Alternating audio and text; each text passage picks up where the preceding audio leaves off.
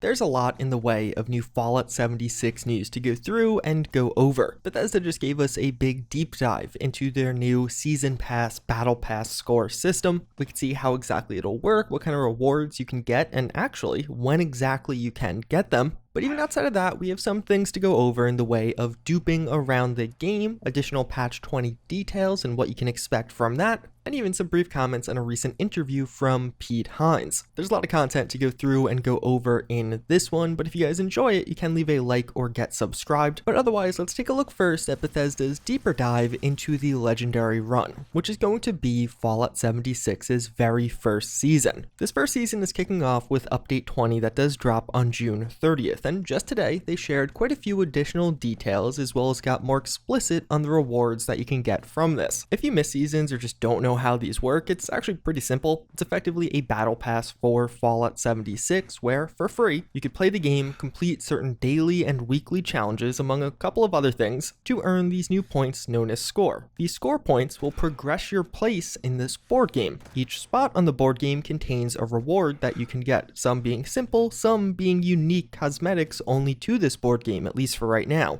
There are 100 ranks in total and it'll last 10 weeks, so some of this content may only be available during those 10 weeks if you get to some of the later ranks. Although after 2 weeks of this being out, you can pay 150 atoms or roughly $1.50 to progress your rank. So if you're rank 50 and you want to get to 51 without any effort, you could pay that $1.50 or 150 atoms. This first season will have that space theme and of course space rewards. The main way to rank up in seasons are going to be challenges. So there's going to be daily and weekly challenges within these categories. These were data mined in the past. Some examples Bethesda provides in the article are things like scrapping junk to get a certain resource, crafting ammo at a workbench, or even a more social challenge like using photo mode while partied up. And although challenges, both again daily and weekly, seem to be the main way to progress this, it's not the only way. There will be nuclear winter daily challenges also. But just in general, by gaining experience as well as completing public events, you will gain score. So very much so in the natural way of playing. It seems like a main focus of these are making it so you could play the game in a pretty natural way and get some of these points. They aren't trying to make people go out of their way to do something odd or unique. Now that you're doing that, how long will it take to rank up? They don't really share any new details, just that at earlier levels it'll be roughly 1 hour, at later levels it'll be roughly 2 hours. So for this game board overall, for all of these various rewards, it'll be roughly 100 to 200 hours, likely somewhere in between those two numbers. At the high end, if it does take 200 hours, that would be roughly 3 hours per day over that 10-week period, which is a big commitment. But again, that's hypothetically the worst case scenario example based on the numbers. Although do remember, you will be having to log in daily to progress at that rate, or at least it seems like. Since challenges seem to be such a big focus, and there are 2 sets of daily challenges for Nuclear Winter as well as for the regular adventure mode, you'd have to log in daily to maximize your points earned. We don't have the exact details, but it definitely seems like, based off everything stated, that completing public events or just gaining XP will be the lesser ways to earn score. But then of course, once you do rank up, you do have all the various rewards you can get. And this Bethesda actually shows us everything. They posted a full list of all the rewards for all of the various ranks, which is pretty cool, and I'll go through that, but first there are several new ones. There are 40 new cosmetic items with this, but also things like Lunchboxes. Lunchboxes, many of you may remember from the early days of Fallout 76. They seem to be a planned microtransaction, but were scrapped, but now they're coming back in a similar but slightly different form. It'll be a new consumable that'll give you and surrounding players, and the idea of these is you open it around a group, plus 25 experience as well as a social buff. A social buff can be 15 bonus damage to certain enemy types, 50% reduced hunger, or enemies explode into confetti. The bonus will last for 1 hour, and you could actually stack the experience bonus. If you have other players with you who also open lunchboxes, you could get up to plus 100% or double experience. The social buffs don't stack, but you can have all of the various kinds if you have other people opening lunchboxes. You might get the confetti one, but if somebody else gets the plus 15% damage to scorched, you would have both of them. In a similar vein, we also do have the Vault Tech supply packages. They come in 3 sizes and will just give you scrap. And then finally, fireworks, which will just be a firework that you could set off anywhere in the world, likely similar to some of the stuff we have for Fallout 4. So now when it comes to these, it's not totally clear one way or another if these are score exclusives or will eventually also pop up as items in the Atomic Shop for purchase. In particular with those lunchboxes, it just seems like something Bethesda would sell as a utility item, although right now there's again nothing indicating it one way or the other. Normally we could just look if it has the ATX listing, but a ton of stuff in the score system has the ATX listing, so a lot of that information now gets muddled together and you can't definitively tell. But either way, these are interesting additions, and the third one that is pretty unique is the ammo converter. More or less the way this will work is, as we discussed in a past video when it was data mined, you insert ammo into the ammo converter, it turns it into an ammo currency, and then you could buy other kinds of ammo. Based off data mines, we also know that this was roughly the conversion rates based on the early access PTS build, so it is subject to change in subsequent builds of the game, like when this actually goes live, maybe they tweak these numbers. But yeah, large in part, it is actually quite expensive to buy ammo and you don't get a ton of value, but it is a good reference. Although something pretty nice about this, you get the ammo converter very early into the game at just rank 5. I feel like this is acceptable because this is a fairly fundamental feature, a weird one to put behind the season's wall. But considering it's so early on, so easy to attain, I feel like that's not that bad. You also of course have all the other season rewards. Towards the early levels, you're just getting a lot of miscellaneous things, fairly minor things. I'm sure people will love that clean sync, but as you work your way up, you could find a lot of the same.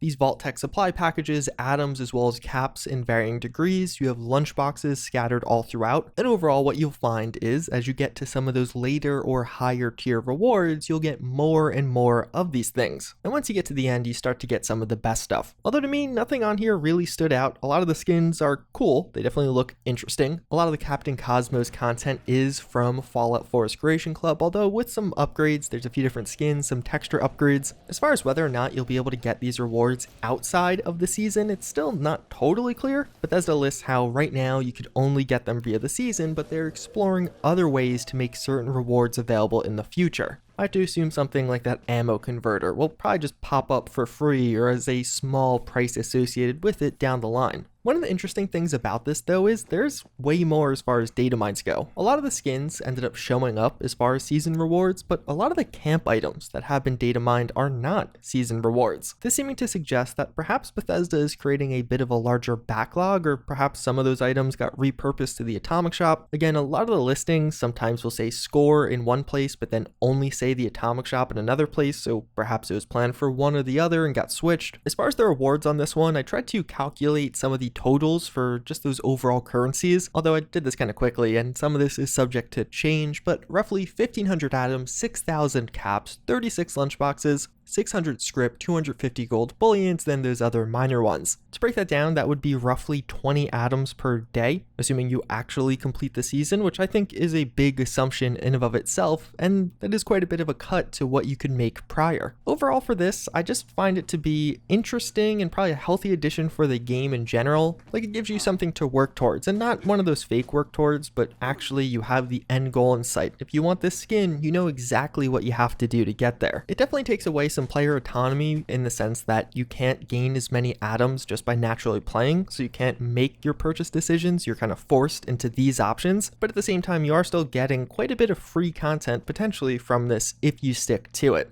It is interesting, some of the values, like those caps, are probably pretty useless to a high level player, but could be pretty useful to a lower level one or someone just getting started with this game. And overall, I would say with this challenge or battle pass, it's one of those things that's pretty good to have in the background, but it's not really revolutionizing Fallout 76. It's an additional grind, one that is a bit natural, but I can only see this really being successful if Bethesda does maintain a constant flow of other content, which patch 20 really isn't bringing. We get public teams and we get the season system, two things that are good, but they're good when coupled with a bunch of other stuff. Like if this was dropping with something like Wastelanders, it'd be great. I would really like this, especially public teams. But for right now, I think it's going to be another period where a bunch of people join to play this, realize, oh, it's just more things to grind, and then kind of take a bit of time off until the new content update comes, hopefully in patch 21. Even further, one of the big unknowns about this that we'll discover on June 30th, we don't really know exactly how much of this will be tied to daily logins, which is big. One of the big frustrations right now with the endgame grind with bullions is that you have to log in on a daily basis to make significant progress. When it comes to seasons, there are weekly benefits or even just earning things from experience and completing public events, not daily challenges alone, but I have a feeling that a huge portion of the score points you get might be from daily challenges, because Bethesda wants you logging in daily. So it'd be interesting to see, let's say you're a player that is an adult and only plays on weekend.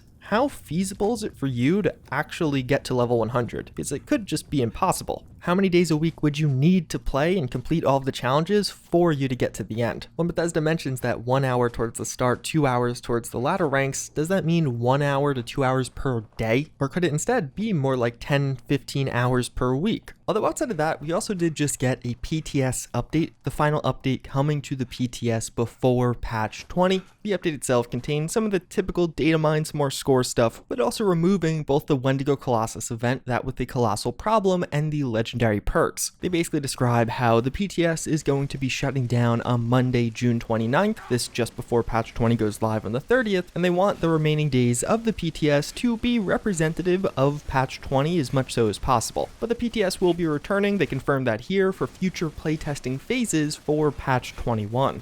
I guess I do somewhat understand why they're removing the legendary perks and Wendigo Colossus event this time, but it was just weird how they handled legendary perks. They were there for a while, then they were confirmed that they're getting future changes, so they were disabled. They were re-enabled with just 2 immensely minor changes that apparently weren't the full list, and then a week later disabled again. Just very odd to me. Although outside of that, a couple of other things I would love to see addressed in Update 20, but unfortunately I think it's pretty unlikely we do. When Wastelanders came out, Bethesda described how they actually re-enabled the smaller map size for Nuclear Winter if you have less players. This existed a long time ago where basically, let's say you jumped into a game and instead of having 45 players, there was only 25, the spawnable area would be smaller. I love the change, but then it was reverted because apparently people don't like that, but Bethesda reintroduced it with Wastelanders, except they didn't. Or at least it literally requires the bare minimum of players. You can see here, I am in the game with 21 people. The minimum for the game to actually start is 20 people, and the map is regular size. It's not shrunken at all. Even further, actually happening in the same game, you can see pretty clearly one of the other issues with this mode where some players can actually spawn in faster if you have a faster hard drive, or at least it's believed that is one of the methods by which you could do this. So people don't even realize they're necessarily abusing it, but it is a reality of the mode, which is kind of a big deal in a Nuclear Winter mode. And one of the other mysteries that I have around this game that I would just love to see fixed is whatever happened to this balaclava. Apparently it was a bug that users weren't able to get it for themselves, but it was introduced 2 months ago with Wastelanders. You could find NPCs wearing it, but we've still been unable to get it for ourselves, and I really want this thing. But then that brings us over to some other things that need to be addressed, this time in the form of exploits and specifically duping. There's been a lot of dupes with Fallout 76. I'm actually going to be working on a video going over the history of exploits in Fallout 76 that I think should be pretty interesting. But this particular time, we have a dupe exploit that popped up earlier in June, or was at least popularized earlier in June, that has several interesting characteristics about it. I don't want to go too in depth as to how exactly this works, but like many dupe exploits, you can dupe any item that you could put in a container. This is a PC only one though, because it actually requires a third-party software, so it is not technically an exploit, but a hack for Fallout 76. And one of the funny parts about this, since that software is outdated, the only way to actually use this is to use an older, non-updated version of the Fallout 76 EXE, which in and of itself is somewhat of a security flaw, that you aren't required to use the most updated EXE while playing this online game. So for PC players, you definitely should be aware of this. There apparently have been a couple of bans to go out around this, but it's not like a huge comprehensive ban wave. But yes, there are users who are actively duping on PC. It's not super easy, super plug and play. There are a few variables that are required to be in place, but it still is possible. And it seems like Fallout 76 and Bethesda's battle against dupers will continue. Although something else that is very important to point out in this video is actually around Fallout First. A while ago I made a video talking about Fallout First just being disappointing and Bethesda's mishandling of it. And one of the points made in that video that was echoed there somewhat throughout the community and even before my video was a common talking point around this was one of the broken promises of exclusive sales for Fallout First members. Well, huge credit to this Reddit user as he actually pointed out apparently there have been exclusive sales for Fallout First members, it just was never really mentioned. But as you can see by the screenshots posted by this user, there actually are discounts that will show up, but only if you have Fallout First. They're relatively minor, it's not like on huge notable items, but it is there, it's an exclusive. It's not totally clear how long this has been going on because I bet a lot of people saw this and just didn't realize it was an exclusive First benefit. It is weird though how Bethesda, one, didn't respond to some of the pushback we saw around this particular